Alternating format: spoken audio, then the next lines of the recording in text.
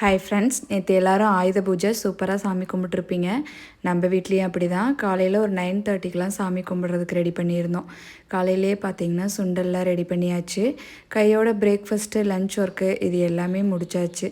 ஏன்னா வீட்டில் சாமி கும்பிட்டு அதுக்கப்புறமா ஆஃபீஸ்க்கும் போய் சாமி கும்பிடணும். சாப்பாட்டு வேலையை முடிச்சிட்டோம் அப்படின்னா ஃப்ரீயாக சாமி கும்பிட்டு வந்துடலாம். வீட்டில் பார்த்திங்கன்னா நாளே க்ளீனிங் எல்லாமே முடிஞ்சுது. காலையில் எல்லா இதுக்கும் பட்டை மட்டும் போட்டு பூஜை பண்ணுற வேலை மட்டும்தான். பசங்க 2 பேருமே வீட்டில் இல்லை.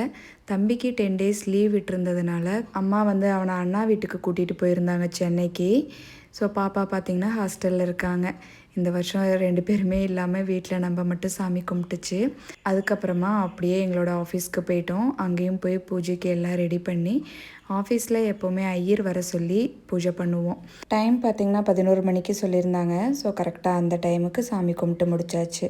ஆஃபீஸ் வண்டி, காரு இது எல்லாத்துக்கும் பூஜை பண்ணியாச்சு. அதுக்கப்புறமா அங்கேருந்து மாமாவோட ஆஃபீஸ்க்கு போயிருந்தோம்.